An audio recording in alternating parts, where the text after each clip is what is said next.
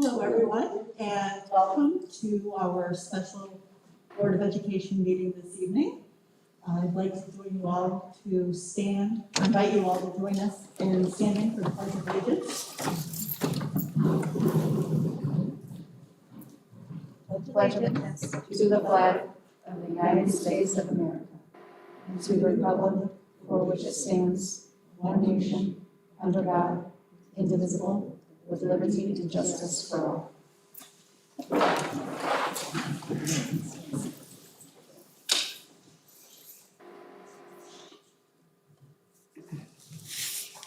Okay, at this point, I'll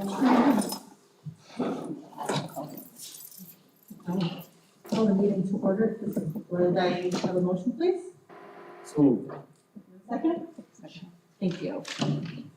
And we'll turn the meeting over to Superintendent Kelly Zimmerman. She's got a presentation for us this evening.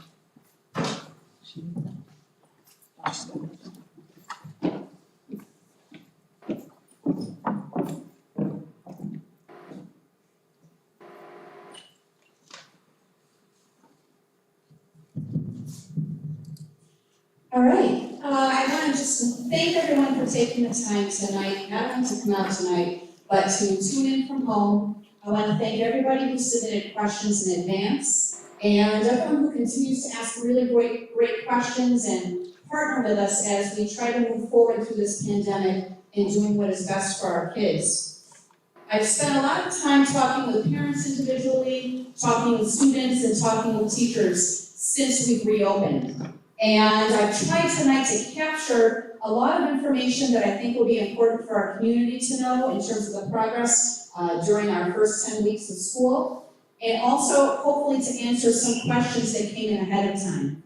Following the presentation, however, there will be additional time for questions and answers.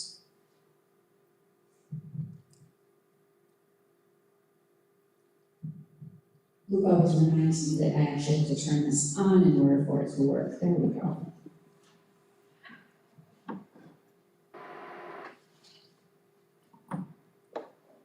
That's how hit the arrow, it should go forward.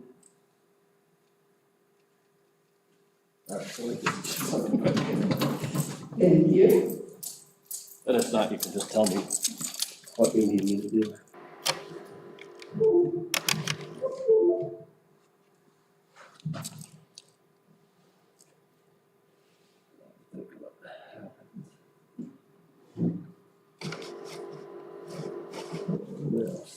There we go. All right, see if that'll work. Yeah, I got it. Okay. All right, awesome, thank you. So as with every presentation, I always like to ground us in what our vision is overall as a district.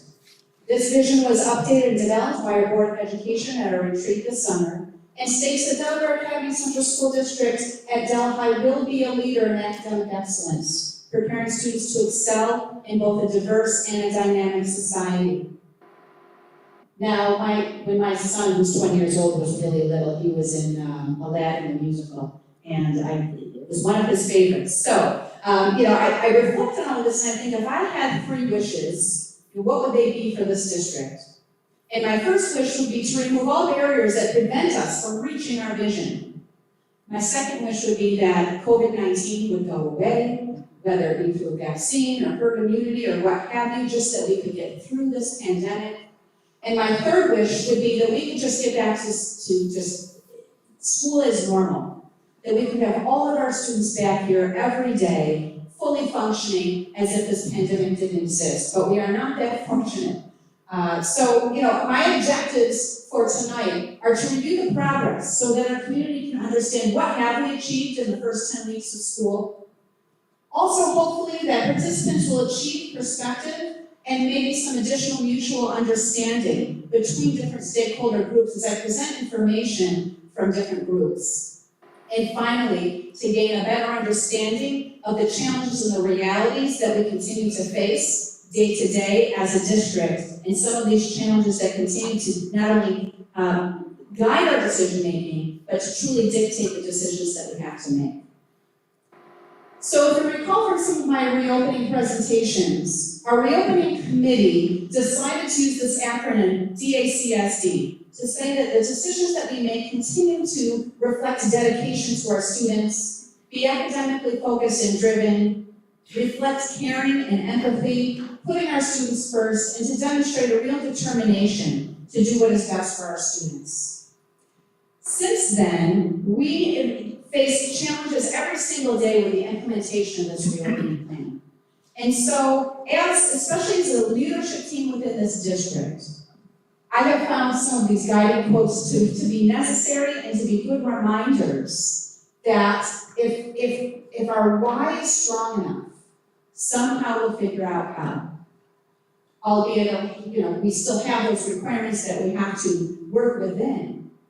But if we're not going to give up easily, we're going to continue to seek ways to yes, and not just throw our hands up and say, oh, it's a pandemic, it's easier not to, so we're just not going to try. We also know that what is popular, and sometimes what we're pressured to consider and to think about, is not always the right thing to do, nor is the right thing to do always popular.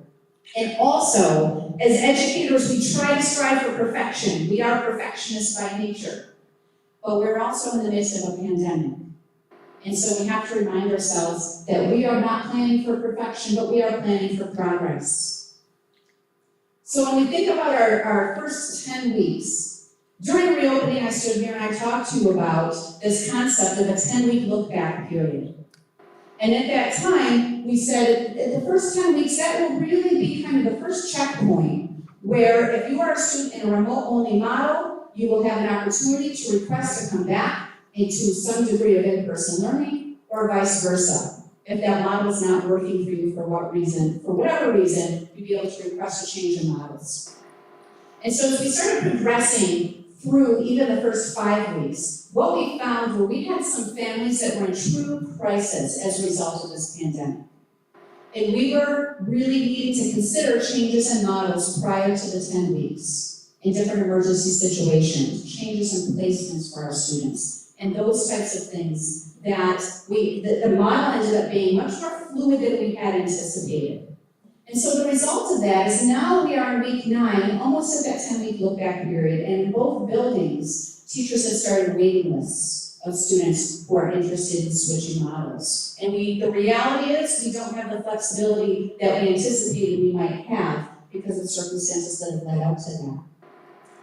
But at the same time, we were continuing to work and stretching our reopening models and trying to open opportunities for our students. And it resulted in this 10-week mark of more of a piece of reflection, thinking, all right, what are some things that we can do within our model to change that might make sense to start at this 10 weeks? And so the purpose of that really started to morph for us a little bit. As we move forward, we decided that if we have a solution that makes sense now and that we can implement and change now, there's no need to wait for another 10 weeks. That if we know that we have something that is sustainable, that makes sense for students, and something that our models can handle, we can implement that immediately, and then we can communicate that out and move forward. And the purpose of those 10 weeks will still stop, reflect on our progress, and look if there can be a substantial change in model or change in placements for students at those times. So, as we currently stand, every day we welcome 575 students through the doors of our buildings in person every day.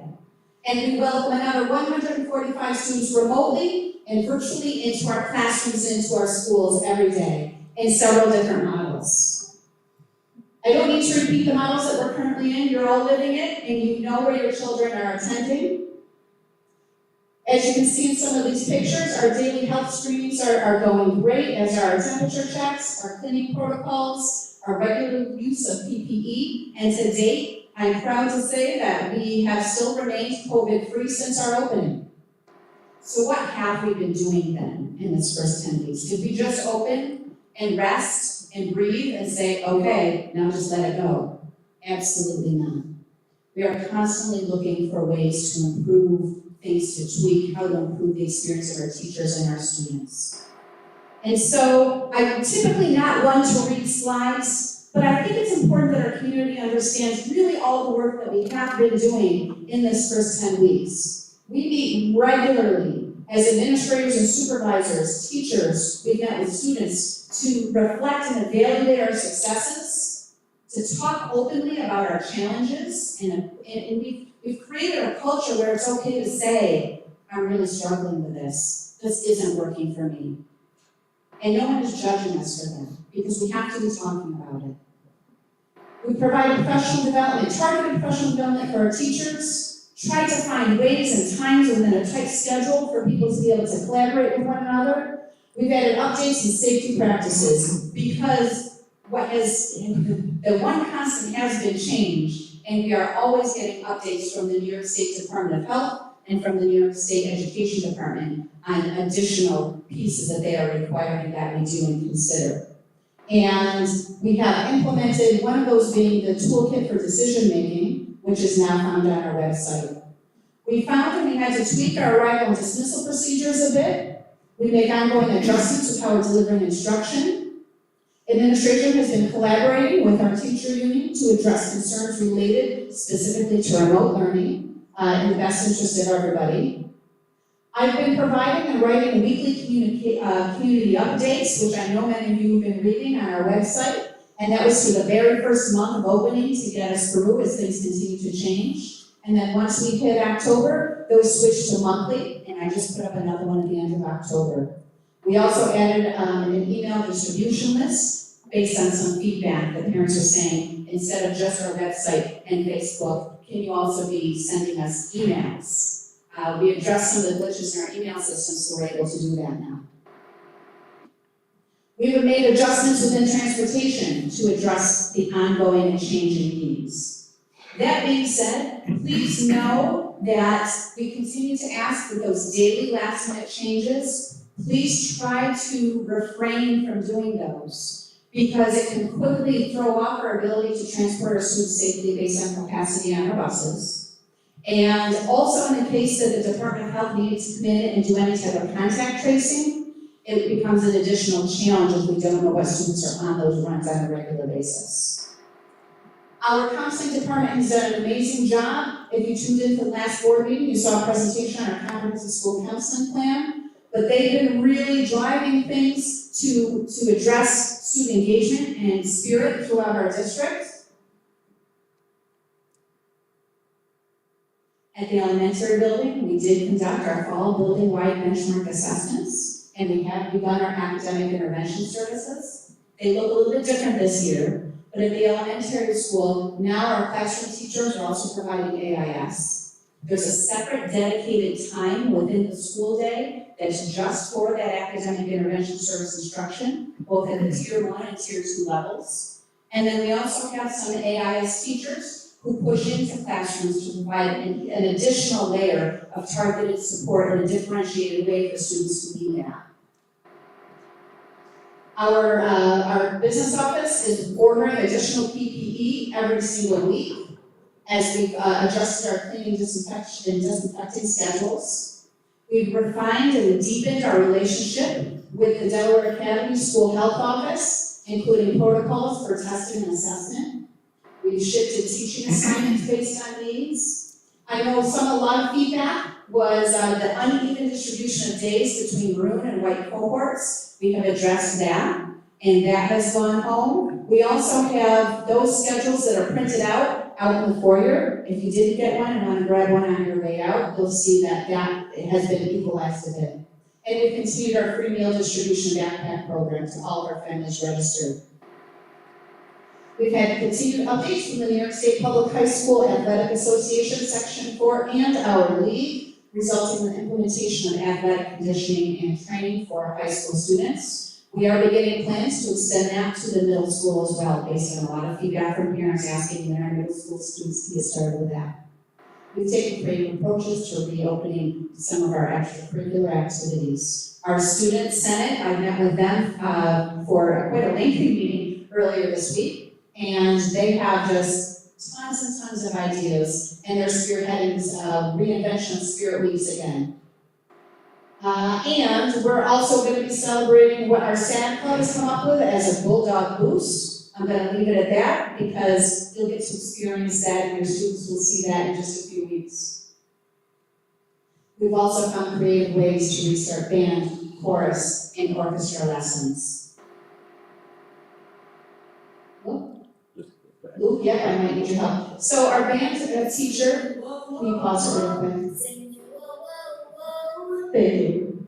So our band teacher approached me a few days ago and said, I want to show you how well our students who are remote only are doing. And I also want to show you what we're actually doing to make sure that our students are engaging in the arts at school. And can I offer you a video to show your meeting Wednesday night? And I said, absolutely. So this is a little piece right here that just gives you an idea, because your students can come home and tell you what's going on at school, but it's not really quite the same if you're not here to see that. So here's just a little glimpse into the music department. Thank you, Luke.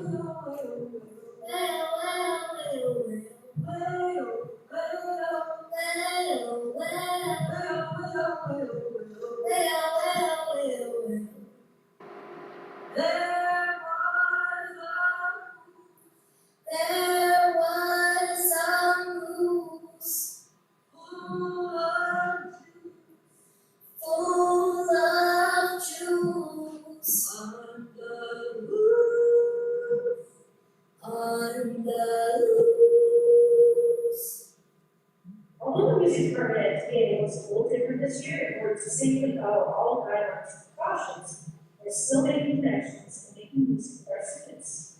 To and ready, go.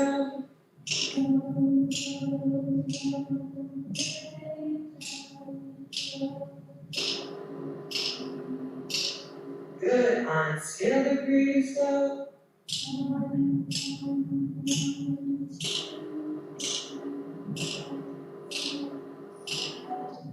Good, with your hand sign, start sign, go.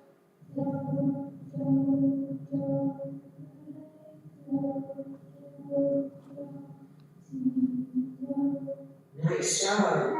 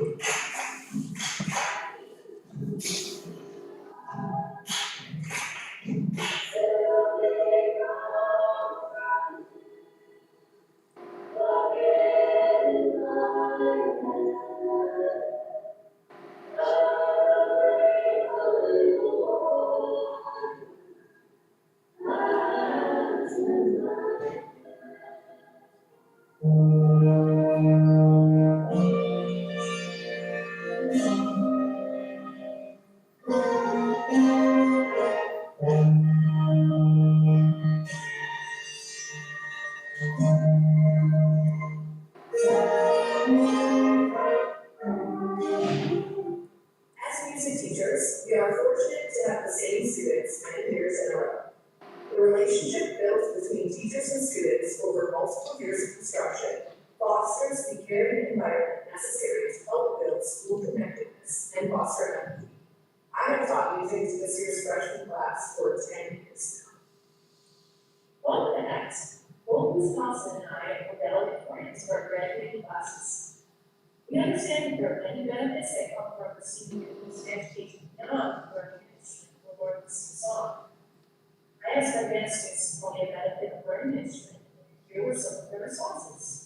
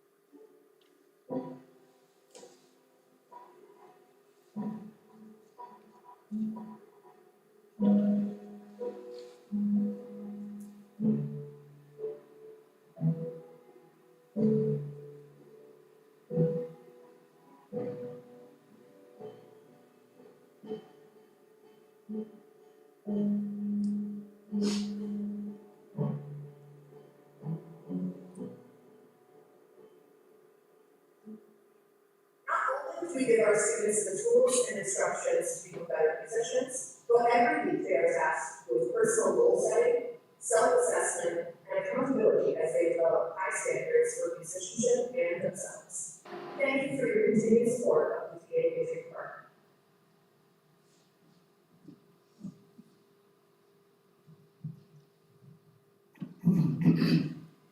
So I thought it would be helpful just to get a little glimpse into what school looks like and some of the creative ways that we're coming up with to at least try to approach normal for our students in the circumstances where we find ourselves. So speaking of our students, I spent a lot of time in all of our junior US history classes and also talking to all of our seniors in many of their participation in government classes. And went in and asked just a few questions.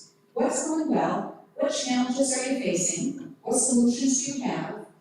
But most importantly, what is it that you want other people to hear about your experience? The good, the bad, and the ugly. And so I wanted to share with everybody just a little bit from the lens of our students. We have students kind of all over the place. Some who are really enjoying this hybrid model because they can structure for themselves and they're feeling that this is something that's working for them. And they feel that their teachers are keep moving them ahead, whether they are here or whether they're home. Some students are saying school is actually better than I expected. I thought I would come here and it would be a jail and we wouldn't be able to talk to each other or socialize or walk in the hall alone or, any of those kind of things. Some are appreciating that their athletics are going well, that it's motivating them to keep going. Challenges, this is not an exhaustive list, but some challenges the students are identifying is that they're asking when I'm home, when I'm home, I do need better instructions. I need a little more explanation in some of my classes for exactly what I need to do. If I'm home learning remotely, I can't hear morning announcements. I can hear some teachers better than I can hear other teachers. Can we still have homecoming? How are we going to do the musical? Are we going to get to have a prom? All of those rites of passage. Can we have senior lounge? Are we going to have lockers again? All of these pieces that they're longing to get back toward normal, a lot of those questions came up. And some students said, for the stuff that I'd like to be able to do, Chromebooks just really aren't working for me either. Can I have a laptop instead? So this is all really great feedback and challenges.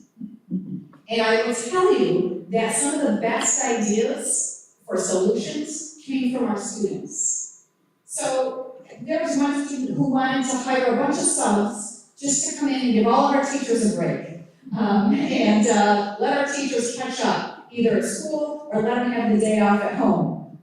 It was so just from the heart that the student was speaking with empathy for the teacher.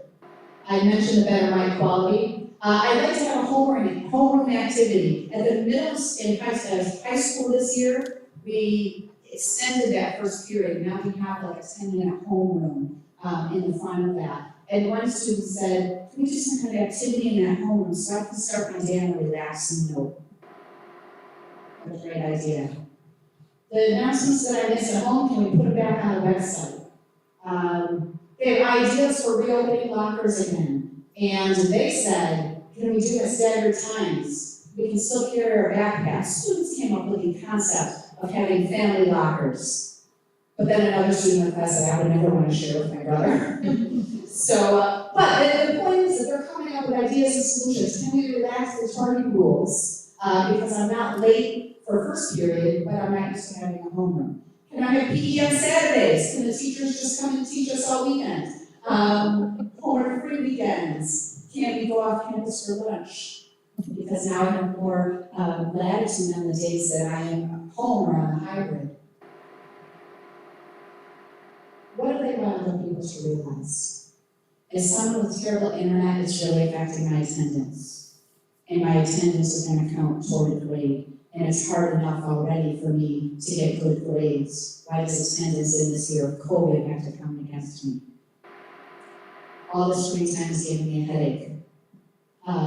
One student said, as she was pretending to be a teacher, I know it's stressful time and we're all here to support you, but here's a bunch more assignments. So they're feeling this that they're getting more work than ever, is this perception of students. And one student who came to visit me in my office really, explained it and resonates with me. And she said, Mrs. Zimmerman, just because I'm a senior and I have a half day now doesn't mean that half day is open for me to do all this extra work. I leave here and I have to go to work because my family needs me to work now. And these are the things I'm experiencing because of this pandemic that people don't realize and understand. And it's a new experience for students now in this pandemic that just didn't exist prior to this. I'm a scheduled person, it's hard for me not to stress. I wish I could feel more secure, like I'm on track. I'm worried I'm missing opportunities. These are the types of things that they want teachers and parents to understand through their thinking. So I had the same conversation with teachers, several individually, but I also held 2 faculty meetings, one at the middle high school and one at the elementary to get more feedback from teachers. What's going well? Well, we've made some minor adjustments in teaching staff and switching people around, which ends up being really positive for everybody involved. They have said that the students, they expected to have difficulty with the masks and with all the mask wearing. And students are actually, it's not really becoming that issue for them. They've been phenomenal with mask wearing. Teachers have appreciated, we had a superintendent's conference day that ended up being very teacher-driven and based on what each individual teacher felt that they needed for that day. And that was something that was really appreciated because it gave a lot of people the chance to breathe and to catch up.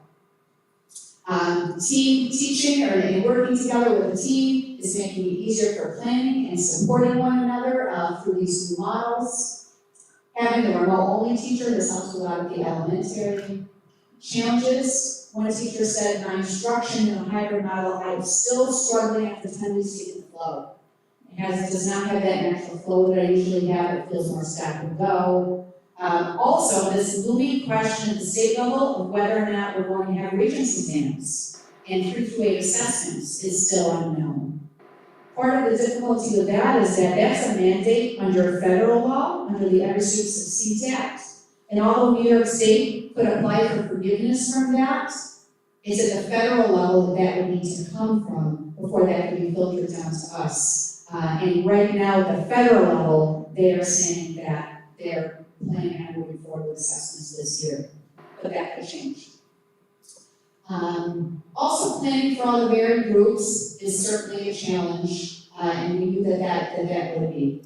And then also, my students are completing work when they're here with me, but they're not bringing in the work that's being completed at home, or they're not participating at home with the same degree that we are expecting that they should be able to. And so that presents a challenge. Here's some suggestions for our teachers. Right now, we are in school every other Wednesday, and there's a suggestion that can we, like some other districts, have all remote on Wednesdays. And there are a number of reasons why they felt that would be beneficial. And so when I kind of challenged that thinking a little bit by saying my concern is the onus that that would place on our families in terms of childcare and those types of things, then we started brainstorming kind of in between days and this concept of take a breath Wednesdays. So when we're here on Wednesdays, our students still attend, but can it be structured a little more loosely, where students can seek out teachers who they may need extra help from to catch up.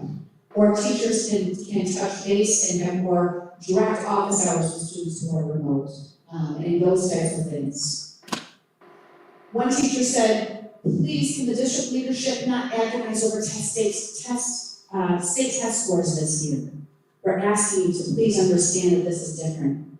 We need to find, teachers are saying this just like students, we need to find ways to increase our school spirit. They're asking for grade level, departmental time. Please avoid substantial changes at 10 weeks. We're starting to get in the flow right now. We're finding what's working. Keep moving forward.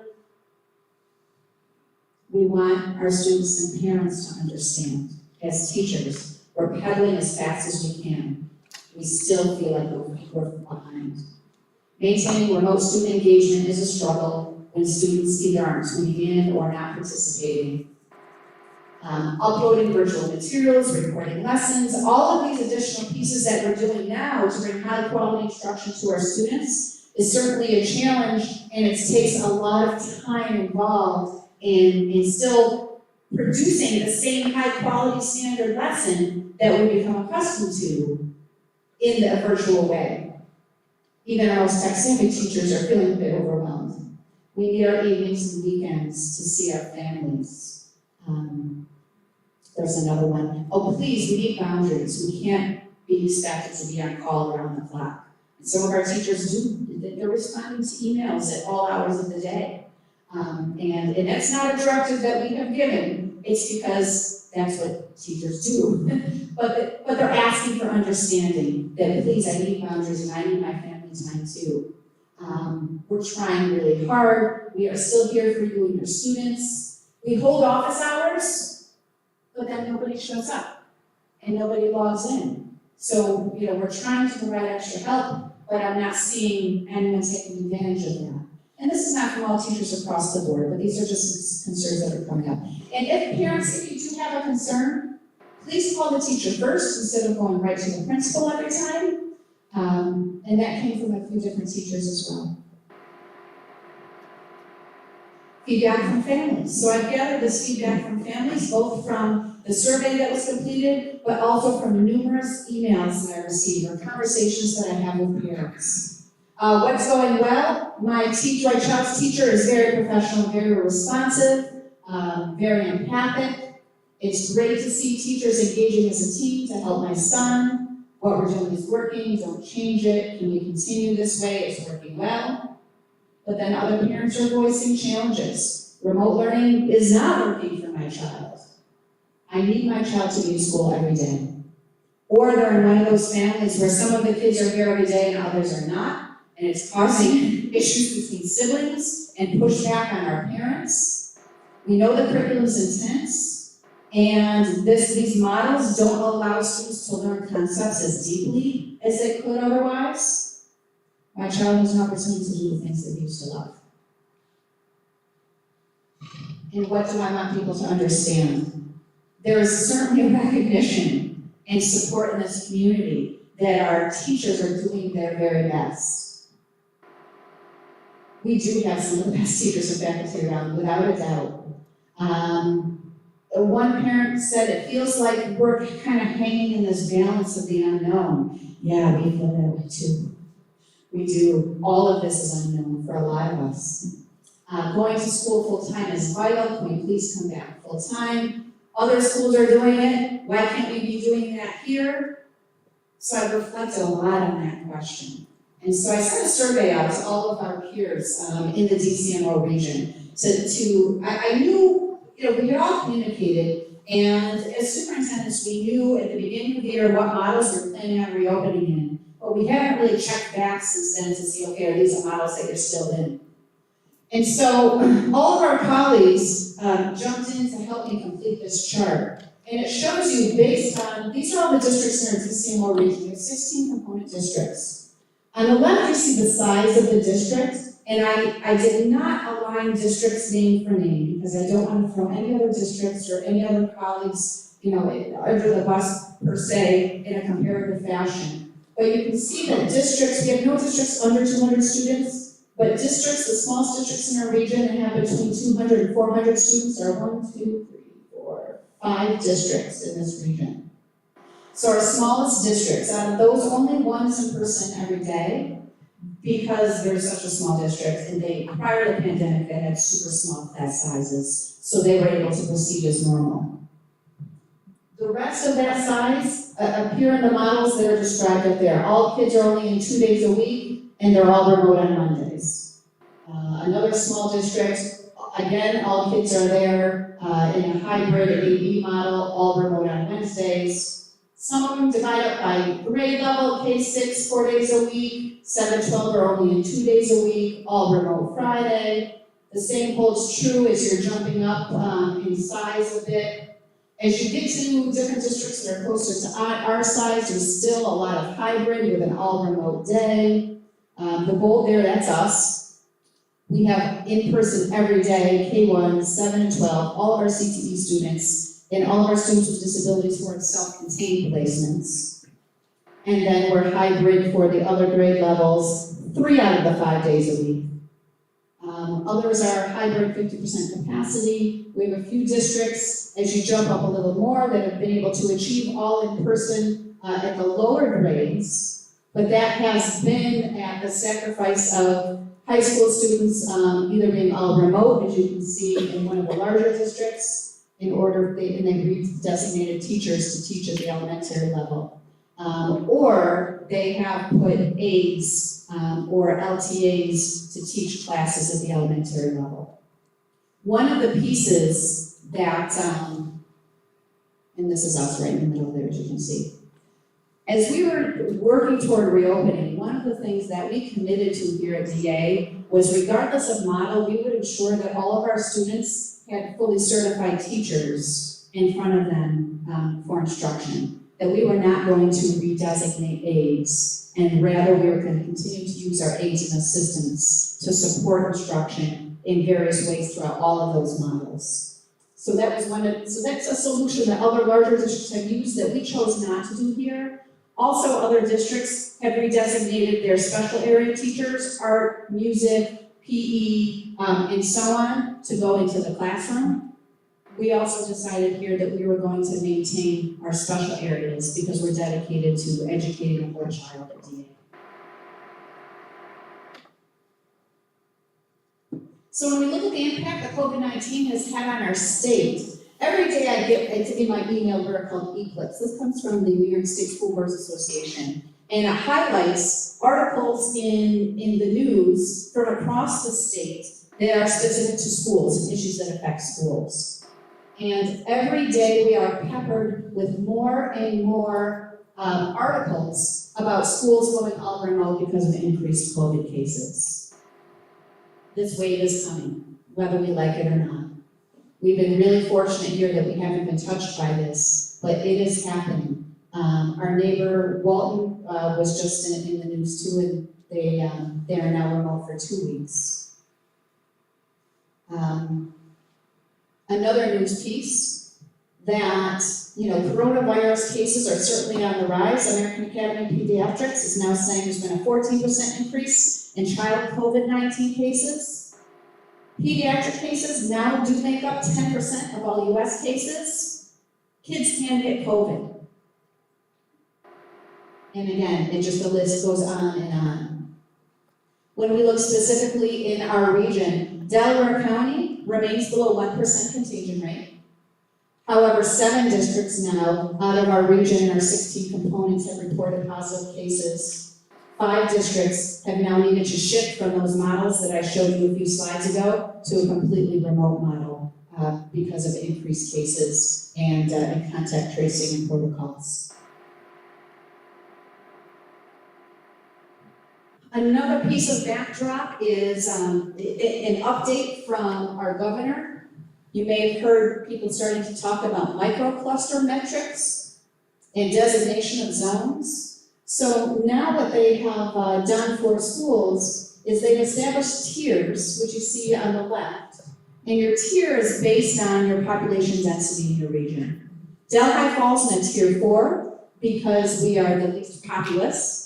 And that's obviously where our school district falls. And then they have metrics for designating red, orange, and yellow zones. And it's all based on a 7-day rolling average positivity rate. Now these trump those original metrics that were put out for reopening, for openings or closures of schools. And so if you are designated to be in a red or orange, you're automatically remote only. And if you're in a yellow zone, then schools are required to conduct weekly testing of 20% of their population. So that includes our teachers, staff, and students in order to continue to stay open, or you can go completely remote. Right now, like I said, Delaware County is below 1%. We're not even close to being a yellow zone, but Shenango County is close to 4, Otsego County is close to 4. Other areas around us are. The other piece to know is that if we were found to be in a yellow zone, New York State right now has committed to providing the tests that schools will need, but then school districts are responsible for providing the manpower behind that.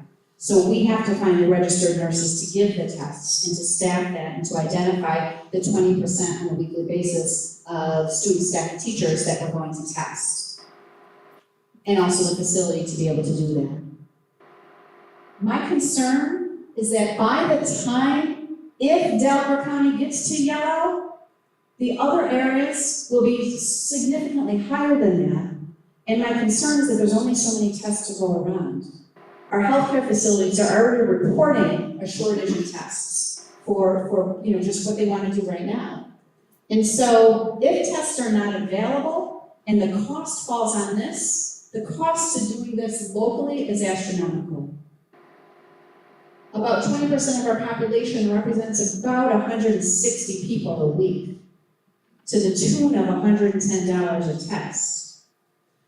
So if the math compounds, right? And if we had to do this now for the next 8 months, we'd be looking at almost $600,000 just to stay open in the models we are now.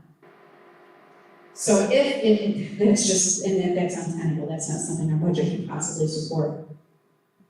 So I am especially motivated to keep our infection rate down so we can stay open in our current models.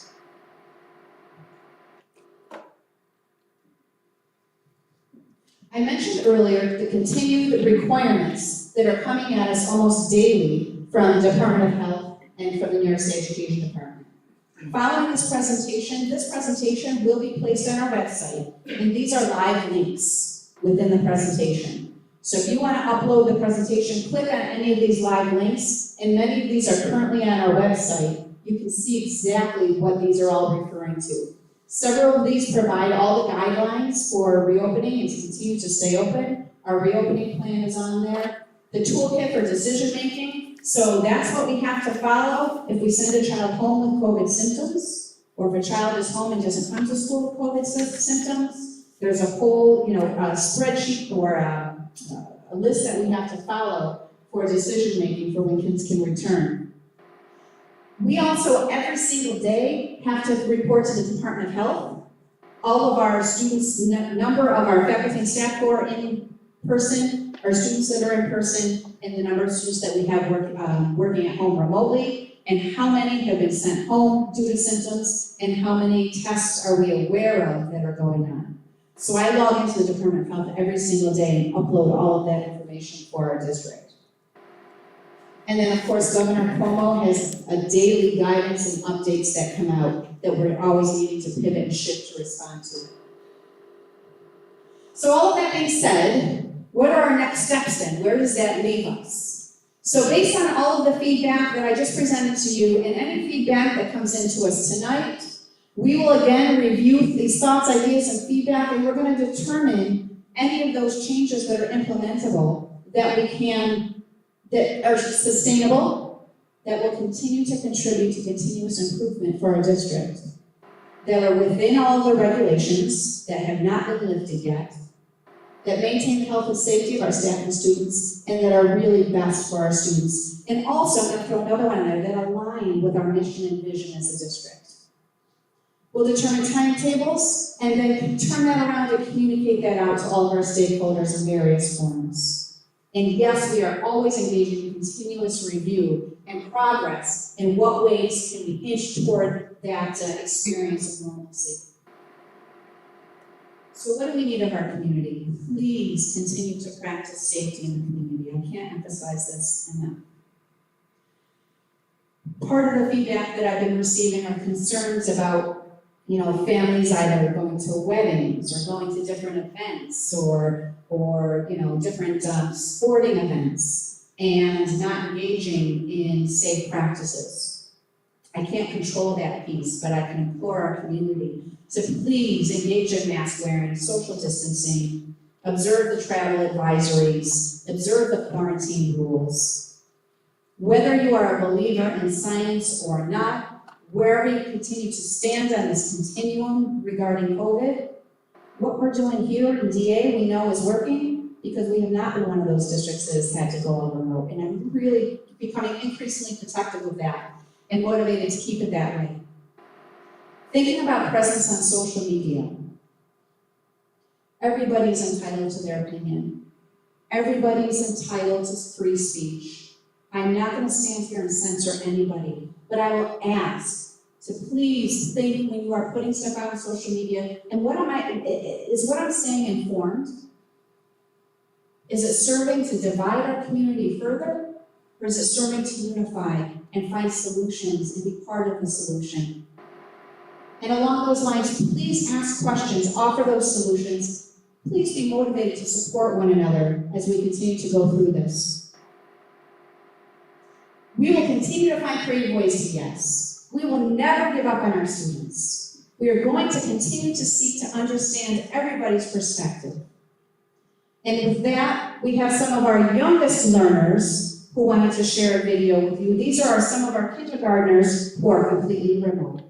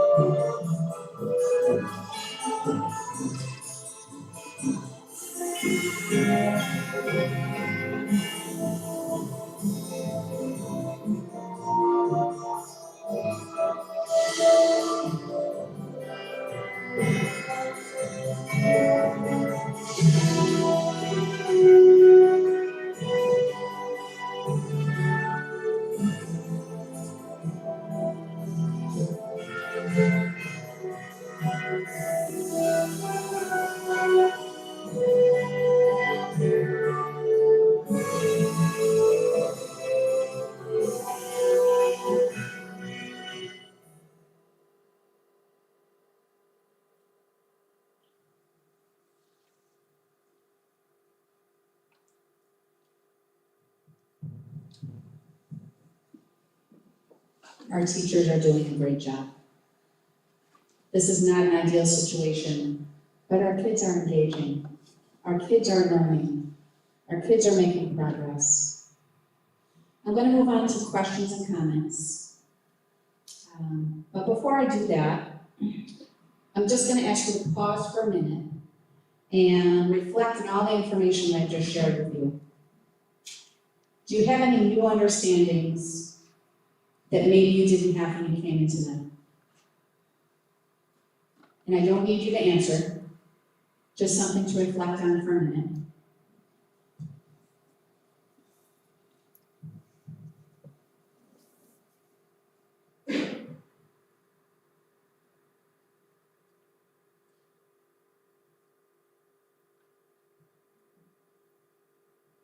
My goal necessarily is not to convince you to change your minds or to discourage you from sharing anything you came here tonight to share, but rather just to increase understanding and maybe shed some light on some different perspectives.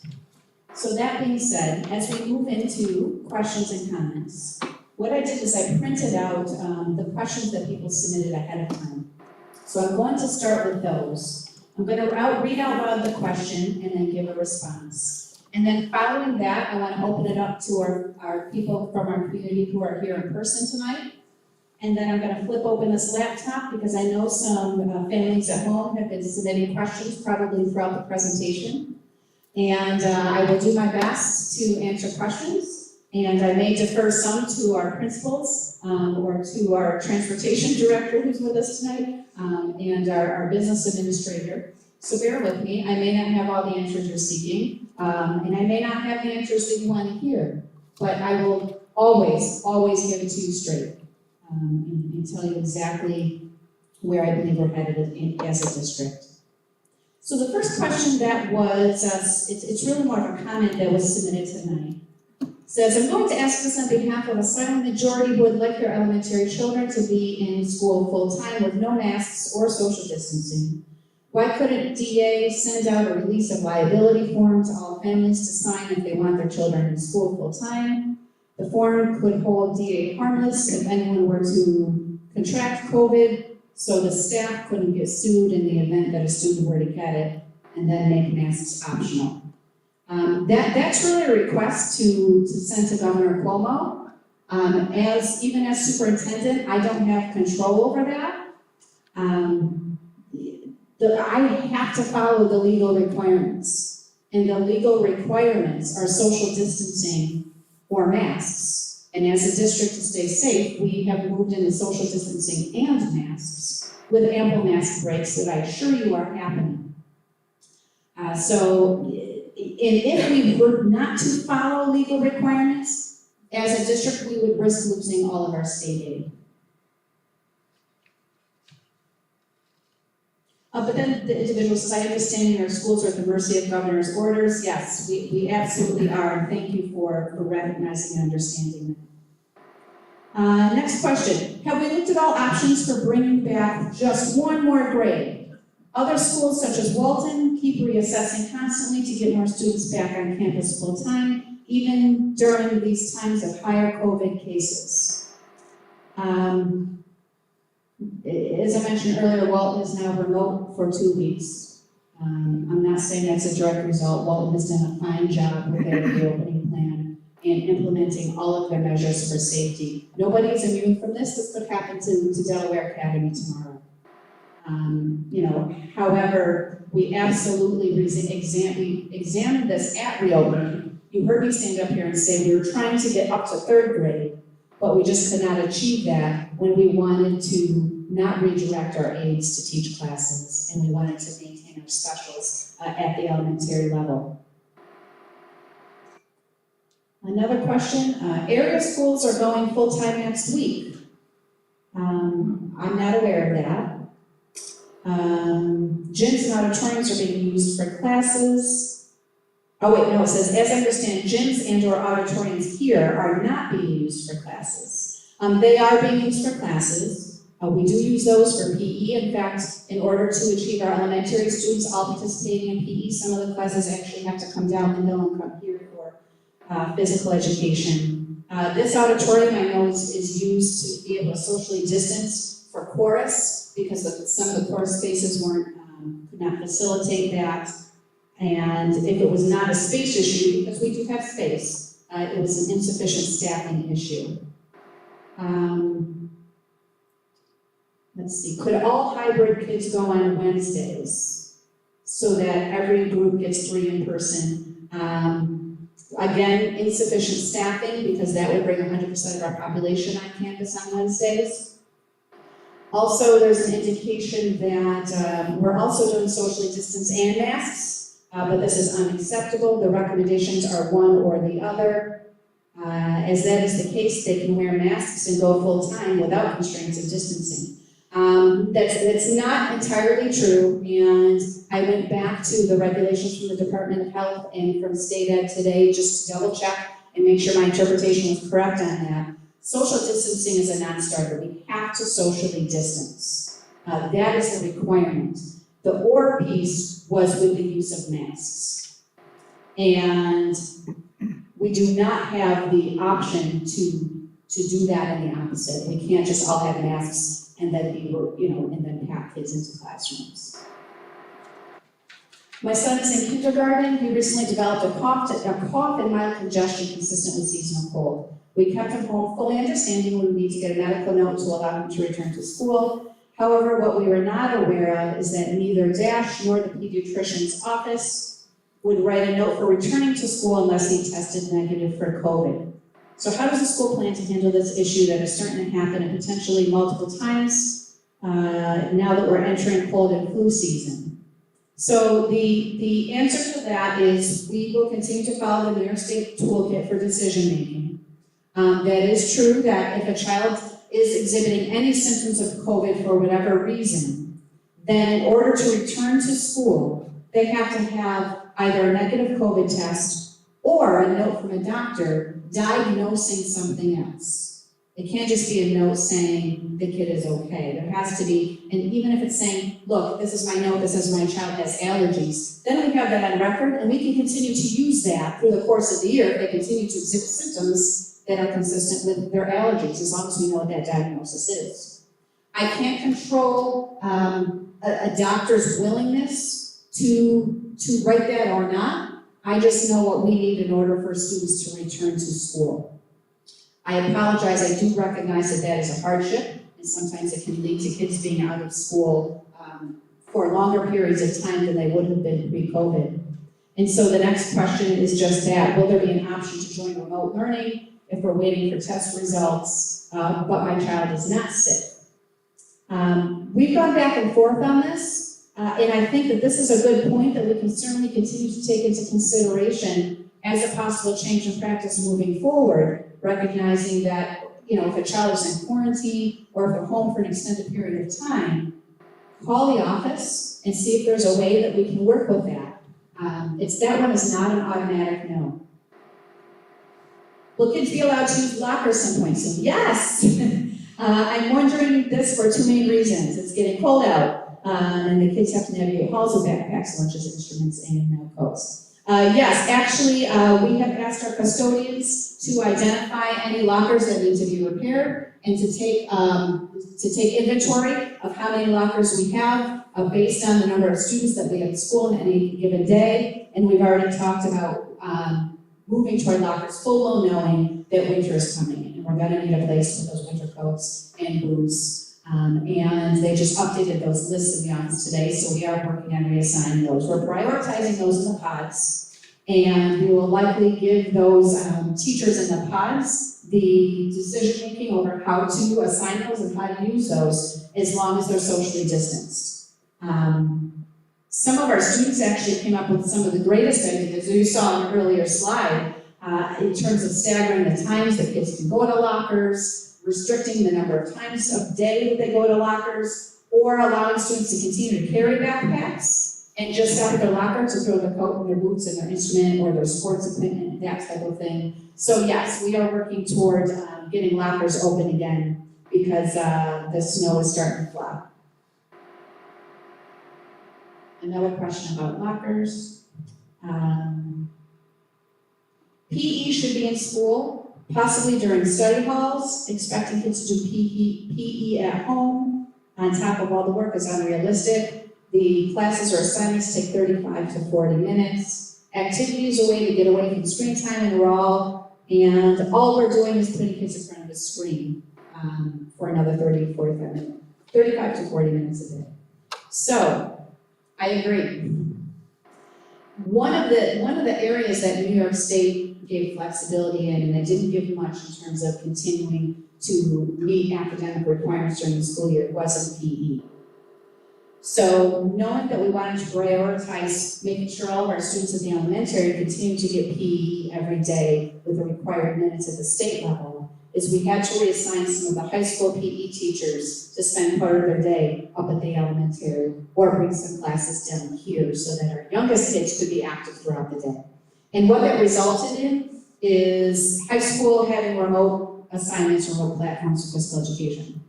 Since that time, we've been able to go back and re-implement at 7th grade physical education, and then some of our seniors who are going to need that as a requirement to graduate, having in-person PE. Also, we can count athletic conditioning and workouts after school as PE time and meeting a PE requirement. Students can also submit in the Google Classroom to our PE teachers things that they are doing at home, whether it's going out for a hike, going hunting with dad, or engaging, jumping in the kayak and going down the Delaware River. That can all count toward PE, and students can be submitting that for that. But no, I can't disagree with this one, but that is just our current reality. Another question about lockers. Oops, I'm looking.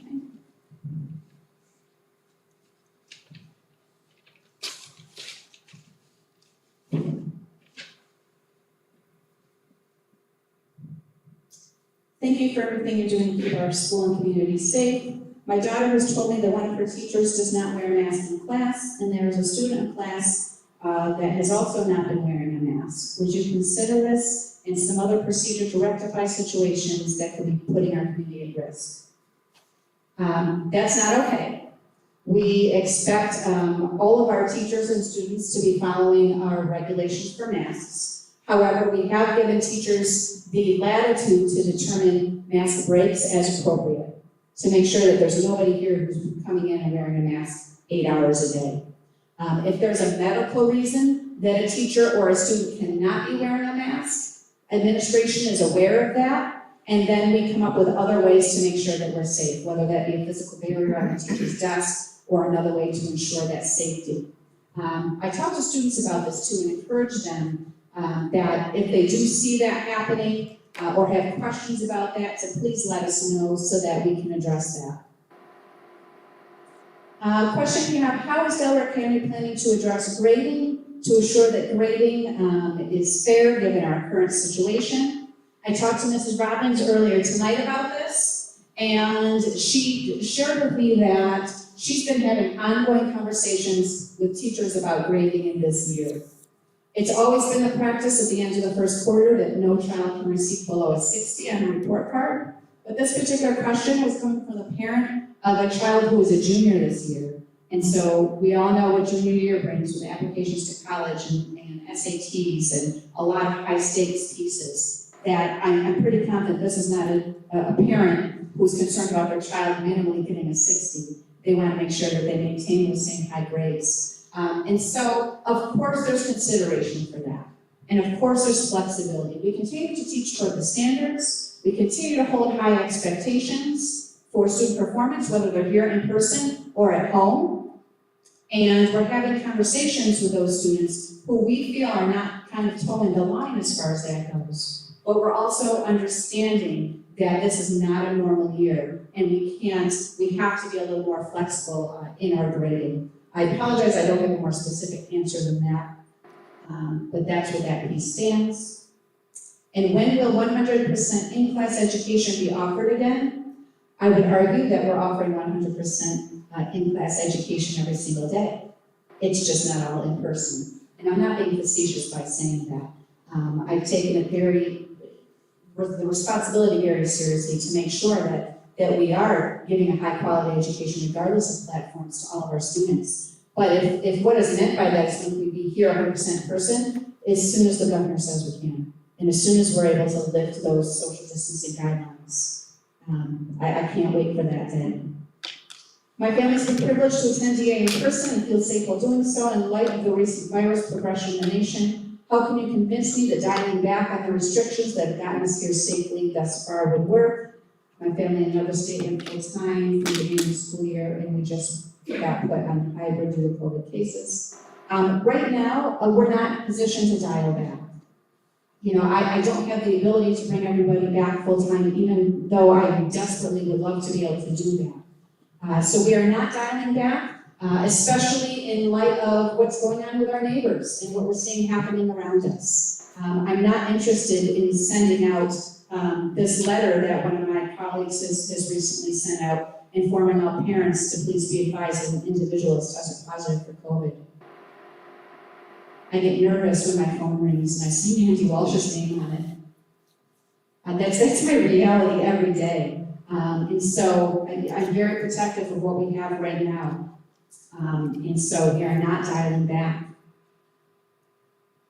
My daughter's wearing a mask. My daughter is a kindergarten parent. My daughter's wearing a mask 8 hours a day. Can we relieve the mask burden on our kids? I'm assuming that is including the bus ride, because students are only in school 6.5 to 7 hours.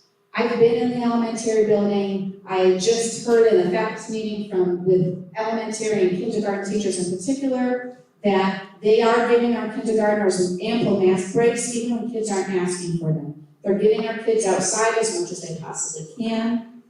Kids do not wear masks when they're eating lunch. I'm not sure where this concern was coming from. But if whoever asked that question, if your child has a medical reason that they cannot wear a mask at all, please let us know and we will work with you.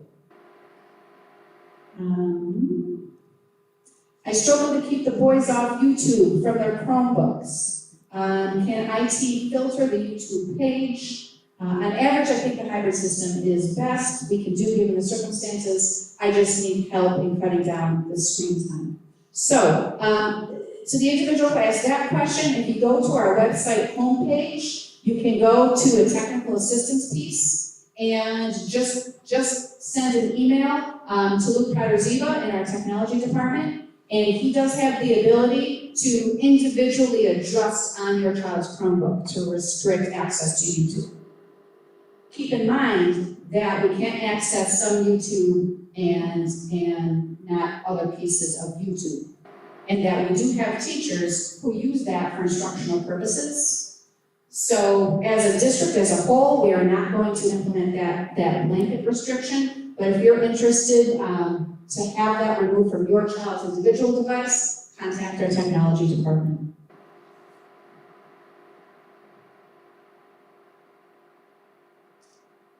This has to do, again, with the maroon and the white schedule. Well, equitable scheduling for days makes sense. It's not fair that the maroon cohort has a 3-month gap of no Wednesdays. Would a better way to look at equity to be in 10-week blocks for the entire year? So I found that surprising. So I pulled out the schedule that again is available in the back for anybody.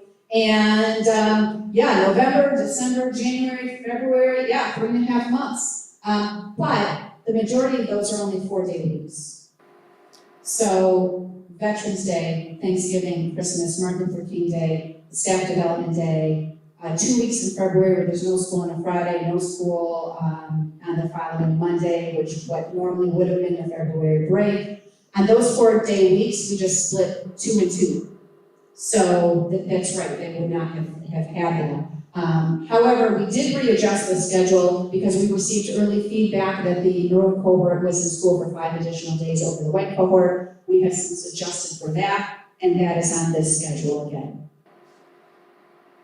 The other piece too that we tried to do when this was developed was to keep maroon always on Mondays and Tuesdays and to keep the white cohort always on Thursdays and Fridays, so that it was easier for our families to schedule their work schedules and childcare schedules.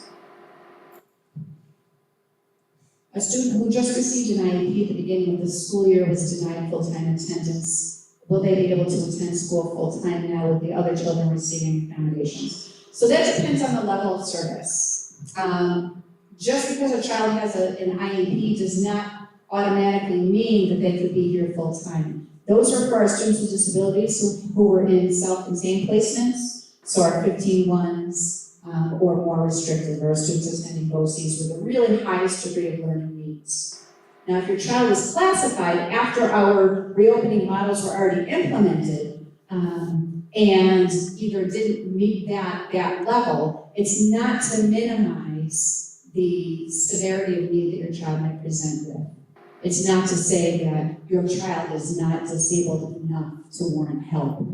I would never, ever, ever want to send that message.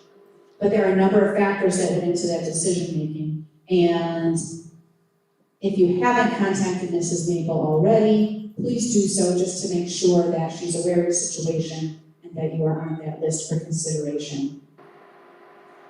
We're almost there, guys. I see a lot of parents are requesting for school to go back full-time. Is this something the school is considering? And will parents still have the option of remote learning?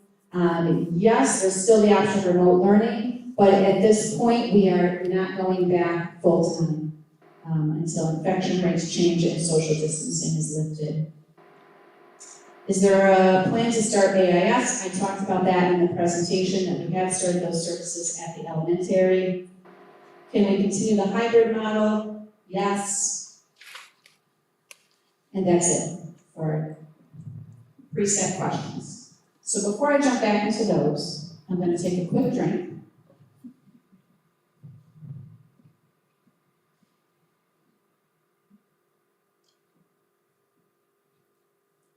All right, and now I will come to our in-person audience. Any questions that still remain? Or comments? Mr. Secor. Yes, I hope you can all hear me. I will repeat the question to as best as I can for our people at home. It's kind of a comment / question, so. I do have a better understanding of everything now that you looked at that presentation, so thank you. And I can certainly relate to the heavy regulation of New York State, working in healthcare, it's burdensome, believe me. I deal with it all the time. So that I understand, and so there's only so many things you can do. So I thoroughly understand that. With saying that, I do have real legitimate concerns about our younger students, and the fact that I see patients in the office here across the street every day and their families, and I've seen a significant increase in just behaviors in young kids, anger outbursts, things like that, things that were not present before. And I've seen it in my own child, my neurotypical child. So, though I also can appreciate seniors wanting to be in person their last year of school, I was heavily involved in sports, I would have hated to miss that year. I feel like from a pure education standpoint, it would make more sense for the younger students to be in school full time, because that's where the foundation of education starts. And I feel it's more important for those students to be in person. I mean, both the CDC and the American Academy of Pediatrics supports that for younger students like K through 5. They say that that would be the best model for an education standpoint. Has there been any discussion about that, or thought about shifting things so we can include more of our younger students? So the question, just for those of you at home who perhaps couldn't hear it, is has there been thought or continued thought to push toward that model of bringing more of our younger students in full time? Research certainly states that those are the formative years, that is the critical time for the achievement and learning of reading and math and academics, and I don't disagree at all. And that was a lot of the conversation when we were originally developing those models, and that is the exact reason why we prioritized bringing our youngest learners back. So I remember like yesterday, putting tremendous pressure on Mrs. Maple, who was sitting across from me in my office, saying, we cannot wait until we figure out a way to make this happen, kindergarten 1, 2, and 3. And we were looking at to what degree can we push and stretch our teaching staff and reassign to make that happen. what space would we need and how many full-time teaching positions would we need. And we thought we could stretch that up to second grade. And we also, on top of everything else, are working within contractual constrictions to a certain degree of recognizing we still have to give our teachers lunch and planning period and specials and those pieces. And no matter which way we turned it upside down and looked at it, we could only push that through first grade. And that was by reassigning 2 AIS teachers back into the classroom and stopping short of putting uncertified aides as classroom teachers. So is that something that we can continue to look at? We certainly can. We also looked at what the cost associated with that would be. What if we just hired additional teachers? And a teacher on step 1, inclusive of benefits, is close to about $80,000.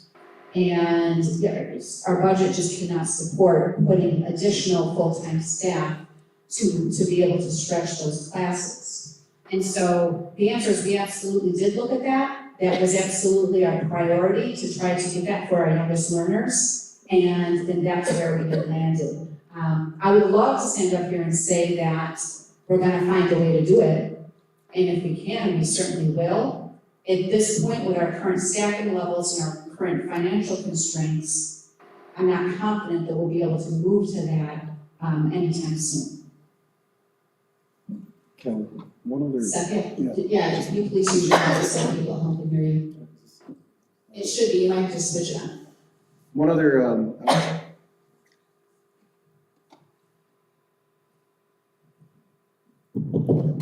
so one other thing, just to add some clarification. Seniors are not here all day. They're here for a half a day each day. And I was trying to figure out in the beginning why that was. And it comes down to they're being offered essentially what it takes for them to graduate.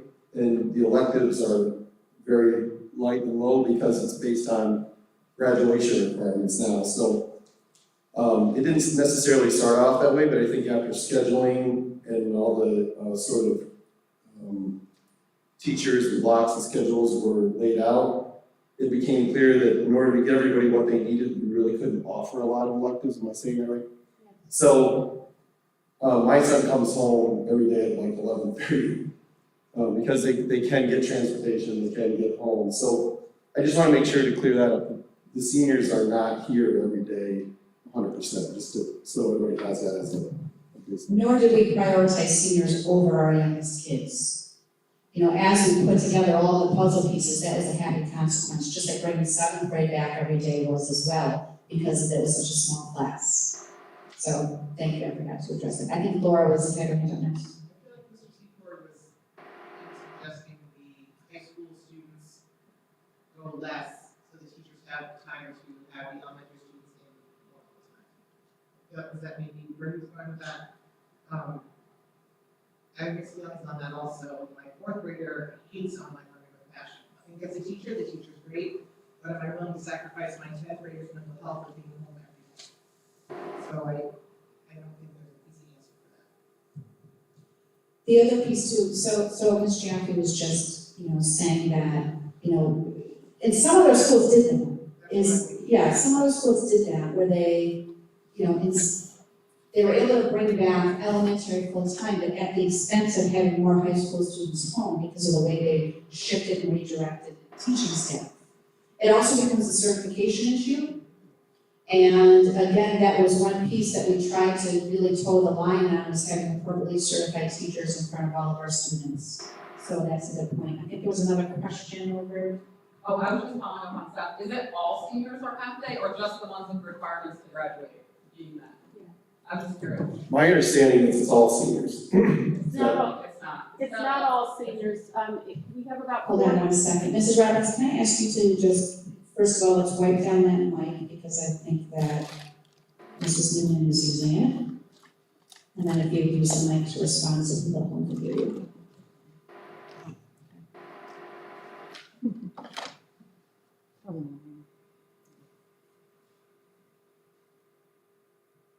Okay.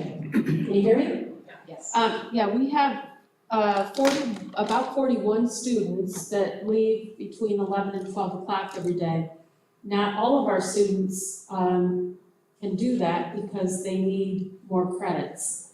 They, for whatever reason, didn't get all the electives that they needed. So obviously, we're not letting anyone leave early if they need extra credits. And then we had some students who wanted to take AP Chem or AP Calc, pre-calc, and that happened to only be in the afternoon. So we also did not, it became almost case by case, but in the majority of the cases, 41 out of our 67 students, that's quite a large number, leave before noon. And it works out because we don't have anything to offer them in the afternoon, and they would sit in a study hall that we might not have supervision for. So that's how that kind of worked. And a lot of them ended up getting jobs, and it's actually a different type of experience for seniors this year, but in general, it seems to be working quite well for them. So those teachers are teaching other grade levels? It's hard to explain it as a whole picture, but we have staff at this point. Remember that most of our rooms are set up for 12 to 14 students.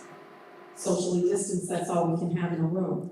So we had to offer more sections of biology, more sections of, English, more sections of US history. I guess I just want to be clear, if the seniors are leaving half day, those teachers are still working. Those teachers are still That's what I'm working. just wondering. It actually helped us to then offer, like we just offered, as Mrs. Zimmerman was saying, we had an overflow where we had to have students sitting in a learning lab being live streamed their English class by Mrs. Haight and their social studies class by Mr. Bakori.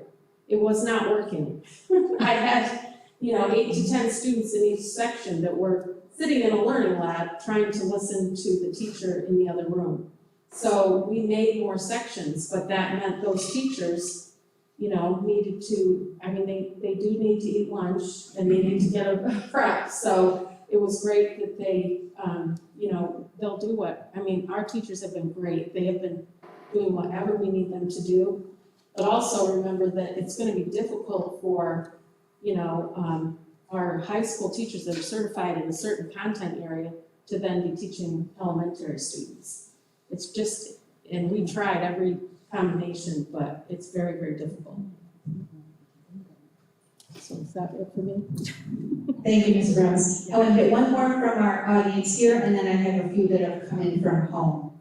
I'm Jessie Graver, for those of you who don't know me.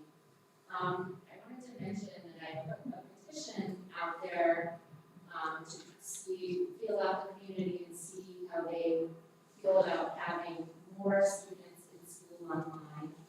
And as of now, there are 288 signatures on that petition. I question your interpretation of, with all due respect, about social distancing. There are several places in these guidelines that mention other options. Anyway, but I wanted to start by saying in the New York State Department of Health guidelines that I have here highlighted, it says in-person instruction. To ensure equity in education, responsible parties should prioritize efforts to return all students to in-person instruction at this time. So the school has a responsibility to be getting these students in person in school, according to these guidelines. In terms of social distancing, it says responsible parties must maintain protocols and procedures for students, faculty, and staff to ensure appropriate social distancing to protect against the transmission of COVID. Specifically, appropriate social distancing means 6 feet of space in all directions between individuals, or use of appropriate physical barriers between individuals. Also, physical barriers could be put in place in accordance with the United States Department of Labor's Occupational Safety and Health Administration, or OSHA guidelines. So my question is, the school has a responsibility to get more students in full-time in person. In my opinion, it should focus on elementary students because they're the ones who are falling behind, who are experiencing emotional distress.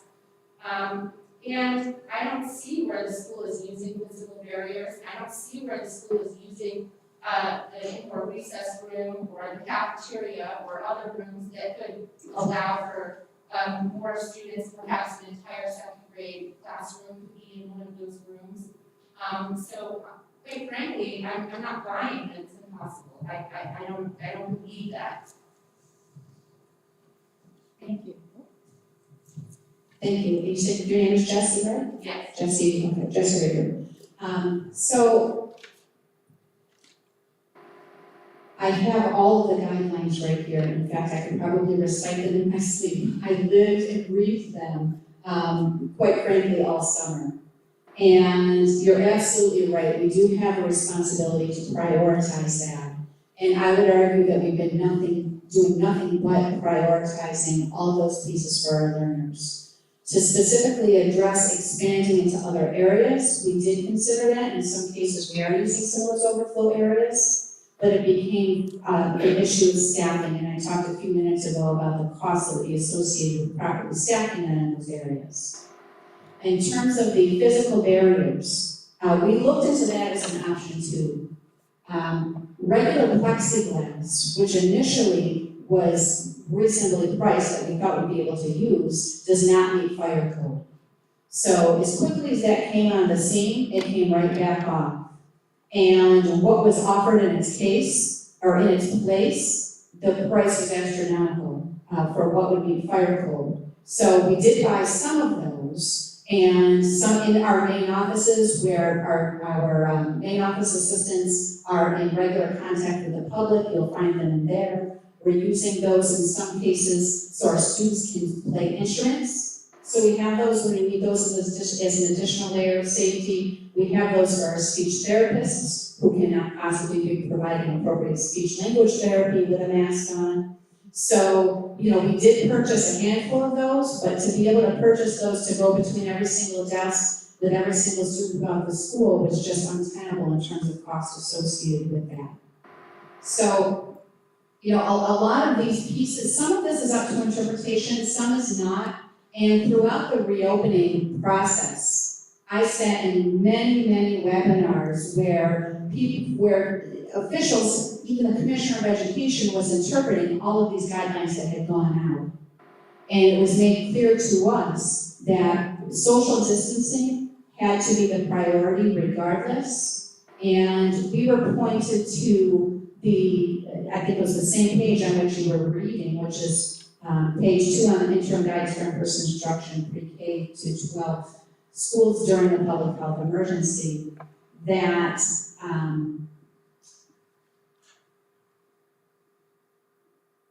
the face coverings had to be worn in any time or place where you could not maintain that appropriate social distance. So social distancing had to be the priority, with the face coverings coming second. We asked, That's not what that says though, right? It says, it's recommended, face coverings recommended to be worn by all individuals at all times, but required to be worn anytime or place that they cannot maintain appropriate social distancing. That's correct. It suggests that there are times when they aren't going to be socially distanced. So there are absolutely times when they're not going to be socially distanced. So if I'm working in a science lab and I need 2 students to collaborate, and they need to be within that 6 feet, then that's allowable only if you're wearing a mask. But that was never intended to give the carte blanche to not be socially distanced whenever you want to, just because you are wearing a mask. And that was made clear by the Commissioner of the New York State Department of Health and also by the Commissioner of the New York State Department of Education in many of the pieces. Does that include within cohorts? Because I mean, this suggests that cohorts, there's more flexibility within a cohort. So it says that cohorts, particularly younger students, are self-contained, pre-assigned groups of students with reasonable group size limits, and you, responsible parties should enact measures to prevent intermingling between cohorts to the extent possible. For example, separation by appropriate social distancing. Yeah, so the purpose of cohorts and the spirit behind that piece is so that if you are dividing students into cohorts, that you're making measures during the school day not to have everybody back at the same time and intermingle all the cohorts to the greatest extent that you could at that time of reopening. Now, arguably, we're doing that when we have our athletic conditioning and training, when we've started to reopen our extracurricular activities. We have decided to make that open to all students because they've said now, they've come back and said that we cannot exclude students, based on that. So there's so much of this that is up for interpretation, but that as leaders of a district, we need to make a decision on how we're going to implement and stick with that and stay the course moving forward. But that being said, because I do need to get to other questions, I would offer to you though that anytime that you want to come in and sit down and have a conversation with me, I'm absolutely open to that, as I have been since July 1. And Just one more follow-up. I'm more than happy to do that. In terms of using other spaces to be able to socially distance these kids, where are you doing that? Where is there a second grade classroom that's in a larger room so that you can have more kids in there? Who's in a recess room? Or there's gotta be a way to at least get some more of these kids in and socially distanced if that's the hard line. I mean, what about just getting second grade? There's why is it that all teachers can only have 10 kids or whatever? Why can't, if we find another room with enough space, why can't a teacher have a regular sized classroom? I guess I'm not sure you're asking. You mean if we have 24 kids in a space with one teacher? Yeah, I'm saying that this document says you should be finding other spaces that would accommodate a regular sized classroom with social distancing. Where is that happening? Where is there an example of you utilizing a larger space to get more kids in? So we examined that possibility as well. And the other piece that you don't find in that document is that whenever you redesignate a space that's not traditionally a classroom, then that has to be approved through a lengthy process with the code enforcement office at the state level. And they have to come in and redesignate that space, including if you're using any additional barriers in that space or otherwise. And the other piece to that for us, again, it was a staffing issue. But please schedule an appointment, come in and talk to me. I'm open to different creative ideas and solutions and questions. So please do that. And I appreciate the fact that you're so passionate about this that you received a petition with 288 signatures. I would love to be part of a petition if it meant we could bring all of our kids back full time. In a way, and if you have other suggestions that we can talk about, individually that we haven't thought about, I'm certainly open to that. I have tons of suggestions. Okay. Lots of them. Great. Then come on in, we'll sit down and chat. Question online. Now that cases in our area are rising very quickly, can you please make it clear how DA will handle a positive case within the school with either a staff member or a student? Trying to get this on my screen. I'm sorry, this is zipping back and forth. Who, if anyone, I think it's saying who, if anyone, would need to quarantine? How many cases would there need to be within the school to warrant a remote-only switch? Okay, so that depends on a variety of factors. In our reopening plan, there is toward the end, I believe it's on page 28, an actual matrix for the decision-making points for if we did need to close or at least go all remote. And the reality, though, is I'm watching this happen with colleagues in the area, is that as soon as there's a designated case, the Department of Health immediately swoops in and they take over. And they work hand in hand with the school leaders to take care of all the contact tracing, to tell you who's recommended for quarantine, who's on a watch list, and what the next steps are. The minute that happens, I already, not because I'm anticipating this happening, but I have letters at the ready to immediately notify our community of what our next steps will be. Some of you have seen those letters from relatives or whoever you might have in surrounding districts that have been faced with this. But we will follow the lead of the Department of Health, and they're the ones to make the determinations on who has to quarantine and if we need to go remote, and if so, for how long. Even to a greater degree than we had originally anticipated. Question? Comment. Comment. The question on the follow-up, and I apologize again. Because I can tell you, I honestly thought I was gonna wake up this morning and hope it'd be all done, but they're still coming to votes. So, that's lucky. This isn't over, and we can all know in the news, it's getting closer. Walton, I personally know someone that was luckily not in the group with the lady in Walton. I want to start by saying some parents, community members, and I have talked, and I was designated fall guy. This is not anti-sports at all. My kid plays sports. He was, Dad, why can't I play golf? Golf was the first thing to open back up. You can't. You gotta have sports with the kids. But it came to light that there's non-sanctioned sports, school-affiliated sports teams traveling, not wearing masks while we're playing. I'm not a Facebooker, I use my wife's account, and I said, here, type me word for word. We asked, okay, you're doing this.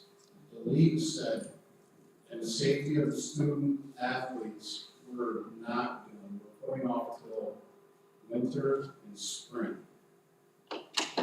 When we brought that up, it was stated, I honestly do not care. I will make the decision in the best interest of my child. That's fine. But when This is another parent you're talking to? this is a parent of one of the students. Not a school official that was responding. Not a school official, Okay. parent of one of the students. Now, that's fine, pick what you want for your kid. But by picking that, and then your kid comes to school, that's affecting my kid. We gave my son a choice. Here's your options, this is what you can do. He picked hybrid because he didn't want to stay home with mom and dad all the time. He wanted to get back to school. He's following the guidelines and hating it because he wants to play golf. I gotta wait till spring, get me till spring. He knows cold and flu season's coming, kids get a sniffle, they gotta stay home. But when you pick what you is right for your kid, that's great. Everyone picks what they want for their own kid, great. But by doing that in turn, it affects everyone. And then to tell us, if you're that worried about it, keep your kid home. If my kid's following the rules, my kid stays home, no, that's not right. We won't even worry about where they went, numbers or anything, because at the time it wasn't illegal. I sort of refer to what my wife said. Okay, it's not illegal if you don't get caught. How different would we say, I'm gonna go to the bar and get sauce, and I'm gonna drive home. Don't be on the road. No, that don't work.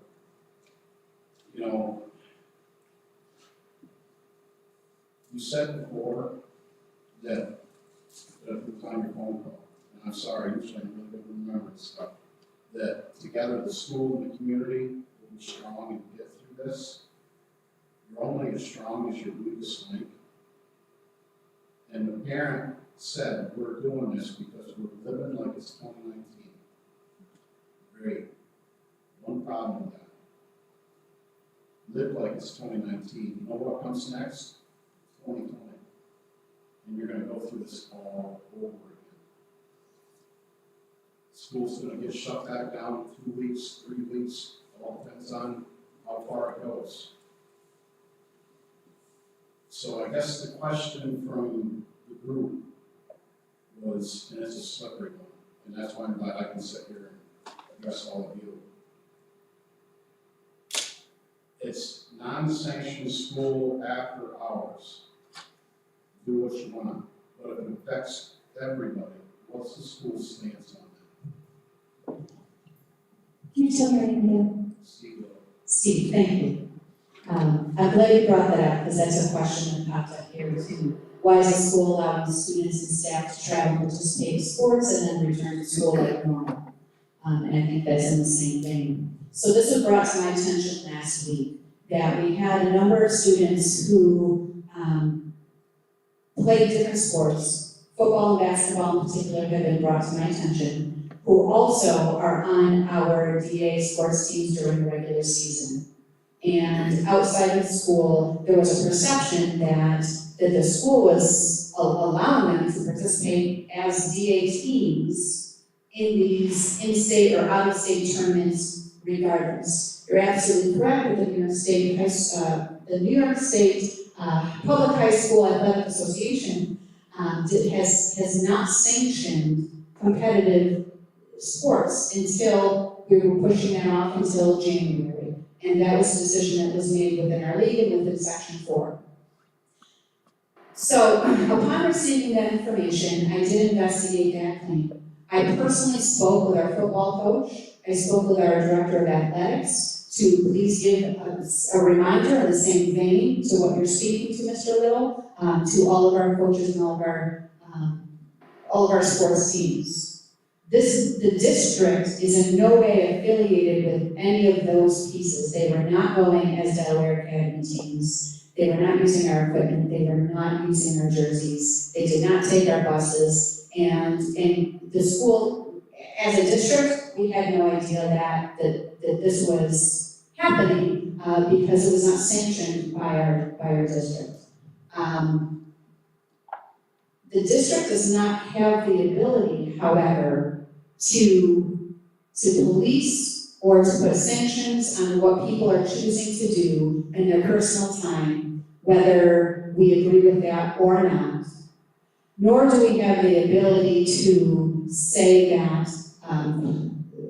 or the means, quite frankly, to say that, all right, I know that you are out of town or you participated in this, and so therefore we can't impose a quarantine based on that information. Our hands are really tied in terms of our ability to police that. However, when you ask what our stance as a district is on that, as a public school district, we have to respect everybody's opinion and decision. And I cannot police, or we cannot police what people choose to do. My personal thoughts on that, and you're asking what Kelly Zimmerman's thoughts on that, are please think twice before putting yourself in any precarious position. And if you're choosing to do that, please do so responsibly. Mask wearing, avoiding large groups, all of those pieces that we're all aware of. However, I cannot take that step and prevent that from happening if it's not affiliated with our school district.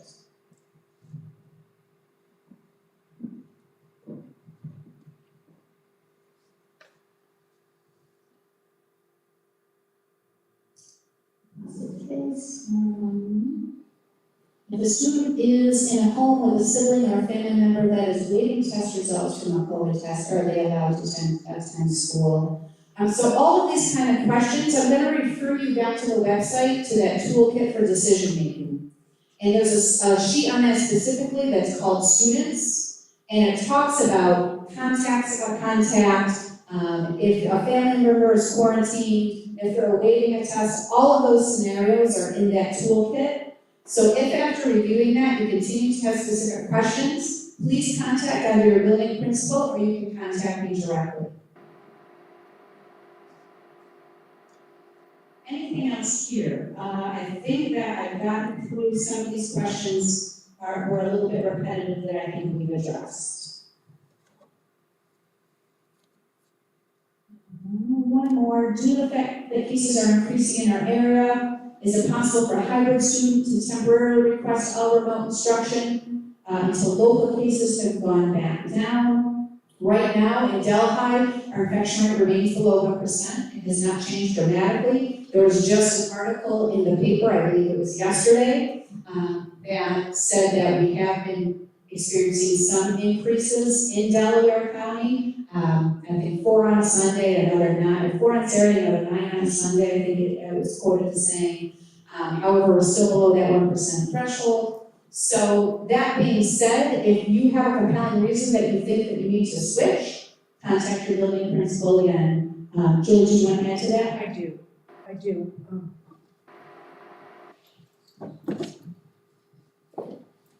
I believe Robin already wrote that down on sheet. Okay, thank you. Okay. I just want to add that once you switch, like at that 10-week mark, I'm going to be looking at who wants to come from remote to hybrid and who wants to go hybrid to remote. So if you are a person who wants to go from hybrid to remote and I put another student in that spot, it may not be open in 10 weeks when the rate is down and you feel more comfortable for your child to come back. I might not have a spot for that child to come back at that time. So I just need to make that clear. If you choose to go from remote to hybrid or hybrid to remote, you may be in that position for a while. I have to have room on it's not so bad going hybrid to remote, but I have to have room in the classroom to go from remote to hybrid. Okay. Thanks. It's a great point. Any other questions here? Mr. Secord? Yeah, but I guess it's more of a comment and a suggestion, based on the letter that came home with my daughter on October 23rd. And it has some things about the remote learning, and what's expected of the student. There's like a contract to sign. I would just ask, this communication for a number of people I know in the community actually led 2 single moms that I know to come in to see me in the office with the letter, crying. Because they felt like they were being lectured at, and they feel like they're doing the best they can, but they're being talked to like a child, and they need to sign a contract. And I can kind of see how they felt that way as I read through this and even get myself. For one, talks about if you have to go to an remote, make sure you're prepared to provide child care and supervision if that happens. A lot of people are struggling already with the hybrid. I know me personally, our family, lucky enough my wife can stay home, but we also don't have any other family that can help out. And again, I know some single moms with a number of kids under 12. I know one that's 5 kids under 12. They can't stay home. She's like pulling her hair out. She had to leave her job because of the situation that it is. So the tone of this letter, honestly, this is more of a suggestion, and please take it as such. Because I talk to a lot of people in the community every day, and I get told things I don't want to know. But I mean, being that lack of mental health in our area too, part of my job is counseling, and people tell me things. And please understand that families are extremely stressed. And have a little bit of empathy go a long ways. So I feel like just some of the wording could have been a lot better. And for some families, frankly, are not wealthy. They don't have a lot of money. They don't have a lot of resources. So 4 kids might share a bedroom. So if you're telling them make sure they're in their pajamas and laying on their bed, in that house, the mother maybe was trying to get a number of kids out of their pajamas and is, in about almost a meltdown. At least the kid has clothes on. No. And being on their bed might be the quietest place for them to be, because there may be younger siblings that are out in the common area all running around. They don't have a separate desk or a room to use. And I just say this not because I think anybody's insensitive to that, but it was really brought to my stark attention by a handful of people. And they really felt like they were almost being put down. And they feel like they're doing the best they can. So, please just try to realize that. A kid might be in their pajamas and they might be laying on their bed. That might be the best place for them to be. And lucky they're clothing. I think, I just want you to understand. Yeah, no, thank you for bringing that to our attention. As you were talking, I was trying to think, we've sent out so many letters. I was trying to remember specifically which one, and now I think I know the one you're referring to, and I did have an opportunity to proofread that letter before it went out from the building it went out from. And so I certainly take responsibility for the contents in that letter. And you're absolutely right. And I think that if you ask anybody, I'm always challenging people to look through other people's lenses. I mean, you heard me saying it here tonight, right? And we're always working with our counseling department to make sure that we're reaching all of our families. And sometimes we may lose track of that perspective. So thank you for bringing that back to the forefront, because we're here to meet the needs of all of our families, regardless of what situation they're in. And I think that this district does a fine job of meeting the needs of all of our families, even outside of COVID. And we're always seeking for ways to partner with our community to expand our resources and meet the needs not just of our families, but truly of our entire community. And in turn, I love the fact that you're kind of the boots on the ground lens of that, because in your role, yeah, you're hearing a lot more than I'm hearing up here on this hill, right? And in the summer, it was easy for us to get down to the farmer's market and talk with people, but I don't have the privilege that you do to hear the play every single day. So I think it's a real timely reminder, and I appreciate that feedback.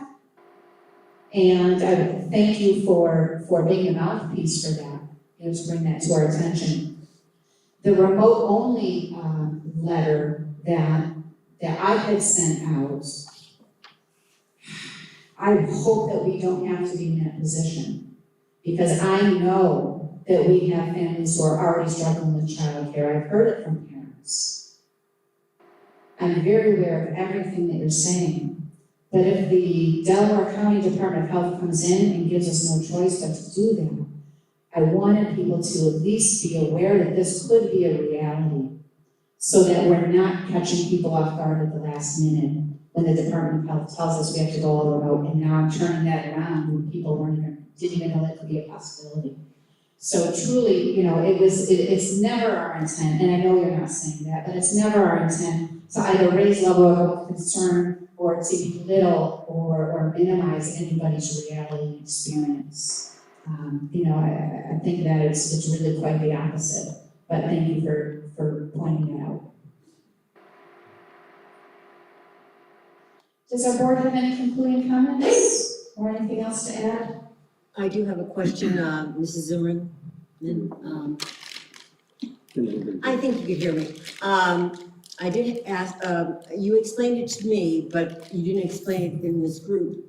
Why can't we do pool testing for COVID compared to individually having to go for 100 plus cost out of pocket? So Ms. Kelly's asking about pool testing, and why can't we do that instead of the $100 plus? So, because that's not being given as an option necessarily, and by testing 20% of the population, that is what they're referring to as pool testing, is taking that sample from the 20% or from a sample of the entire group. But the tests, or the costs associated with that are no less. So, thank you. Mike? Julie, did you write that down? Okay, great. Yeah, go ahead, Kim. I just had a question about the slide that you showed that talked about course I just did that. Talked about current models in our region, when you showed the other schools and what models they were doing. And I don't know if you know the answer to this, or if you could find out, but I was just curious of how, there's a couple schools up there that have like 800 to 1,000 kids, and it says they're all in person K-5 or K-6. I just wondered how, if you knew how they're making that work, and are they doing masks and social distancing? Are they having only 12 kids in a class? Are they having 24 kids with the barriers? I was just curious of how there's that many kids and they're getting them all back. Oh, I've asked the same question, because I want to be able to do it. And the reality is those are districts that, in one case, their high school is all remote.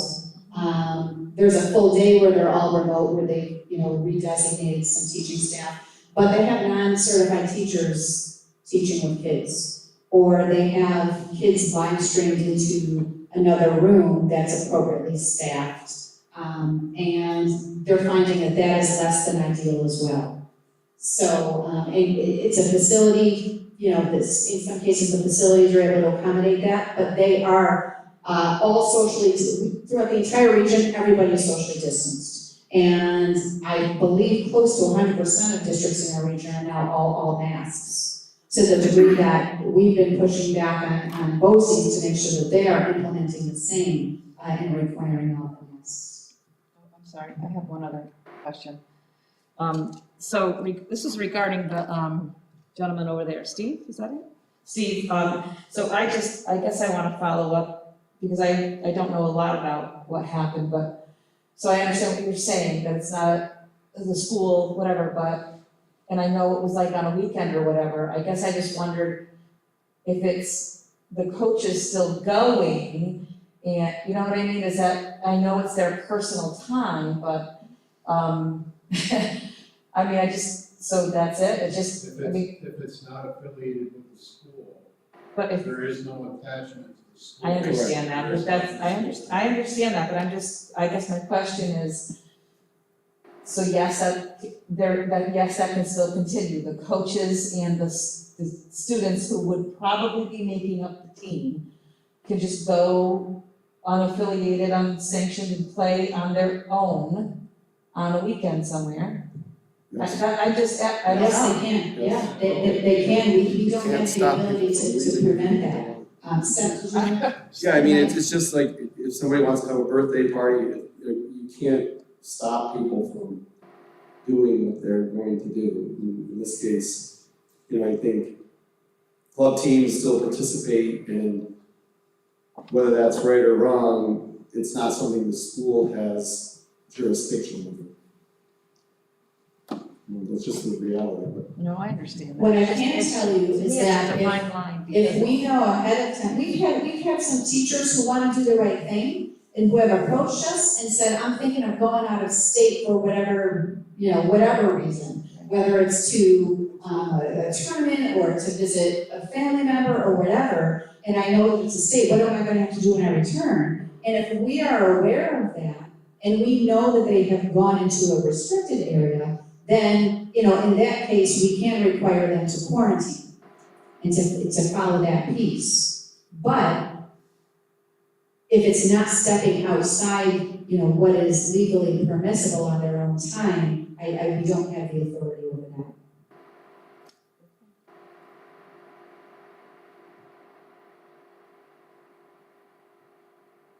Any other concluding? One other comment I wanted to make, I know that there was some dialogue maybe on social media about finances and the school's choices to continue extracurriculars, and maybe that's music or art or training workouts, those kinds of things. And first, positioning that like that was a decision that the school is making versus education.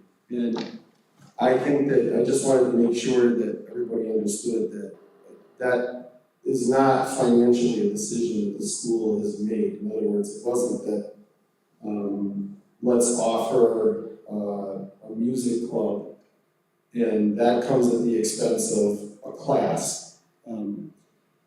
I know that the administration would do an exhaustive look at extracurriculars and prioritize ones that could still take place and where there was interest and participation, knowing that we're trying to present or offer a entire experience here that is all encompassing, right? Because your words were educating the whole person, the whole child, that involved the extracurriculars where they could take place. So my point, I guess, is that our financial plan does not offer options of one or the other, that we've, where they can be offered and provided for safely and there's interest in the ability to do it, they're in the budget. We haven't made reductions of any of those, that there's been a case made that they can take place. And while there's lots of cuts discussed and looming, we've not seen those. No school has seen those actually effectuated so far. Is that right, Carrie? So,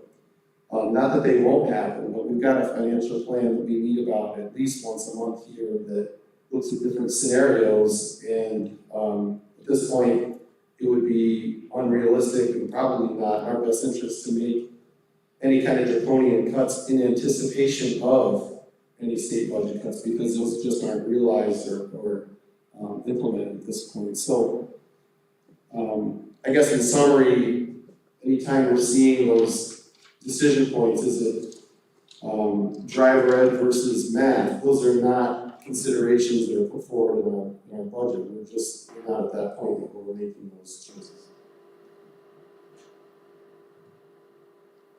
Thank you. Any other concluding thoughts? One more question, yes. Yes, ma'am. Real quick, on Sunday, my son, who's in fourth grade, was going to his Chromebook, and he brought it to my wife and I, and he showed us the test questions he received, and it was a block of questions regarding his home life, and the questions were, it varied, but one of them was, do you think you are loved at home? And then it went into other questions about being disciplined at home, and so on. He didn't know how to answer these questions. Is this a state requirement of questions that are supposed to come to a fourth grader, or? Yes and no. There is a state requirement in part 100.2 of just general education law that was added with the comprehensive state counseling plan that came out 2 or 3 years ago. And part of that does require kind of a benchmark screening of social emotional well-being. And then there are a variety of tools with which you can use to implement that. I don't know specifically what tools being used for that, but now that you bring that to my attention, I'll certainly look into that. So there is a requirement that there's some degree of screening, but how that's implemented and what tool is up to the local district to determine that. So let me look into that and get back to you. Thank you for bringing that to my attention. And that went to all the fourth grade students? My fifth grade son's Chromebook, and it wasn't there. Okay. Our main concern is he's 9. Depending if he's in trouble, he goes to take a Chromebook test, and someone asks him, do my parents love me? And let's say he's being punished. Well, the 9-year-old took a very interesting spin on those Perceptions are very different through that 9-year-old lens, yes. And with society the way it is, depending on how we answer those questions, we don't know if that would dictate a visit from Delaware County Social Services to our residents. And if there's a problem with our son's behavior, we would hope that the school acting as legal guardian of our child's life in school. That's right. Bring it to our attention so we can try to address those issues and not find out about it because he didn't understand why he was being asked these questions. And bringing us a Chromebook, which we No, absolutely. Right, and right. saying, Daddy, what is this? Laura, do you do the same thing? Yeah, I went through that today with the third grader that was coming here today. They couldn't even really understand that. Right. Pretty much what she would call on. So I think it's a little bit, a lot to expect these children to read these questions and answer them truthfully. And I can't say that I disagree. No, I'm glad that you brought that up. I will look into that tomorrow. I'll follow up with Mrs. Mabel and with Mr. Albright and see if that is, if I can confirm my assumption that it's related to this, the building-wide screening or not. But I'll look into that. Yeah, absolutely. All right, it's a little bit after 8 o'clock. I was assuming around an 8 o'clock stop for our meeting tonight. I just want to reinforce and say thank you not only to our board for agreeing to hold a special board meeting. So we had to hold a special Board of Education meeting in order for our board members to all participate and be here. And the fact that they said, yes, let's make this a special board meeting, underscored their commitment to all be here tonight, to participate in this as a team. So I want to just bring that to your attention, but also to thank them for yet another example of their commitment to our district. And then also to all of you who took 2 hours out of your night tonight to come and hear what's going on, to ask challenging questions, to continue to push us, to make sure that we're held accountable and that we continue to do our very best. I need you to do that for us, and I thank you for that. No question is too small, and everybody's opinions are certainly valued. So thank you for that. Thank you to our administrators who put in a really long hour day today. Mrs. Robbins, today is her birthday, and I'm preventing her from having a birthday dinner with her husband. So again, thank you. And as always, I do remain available and open for any questions.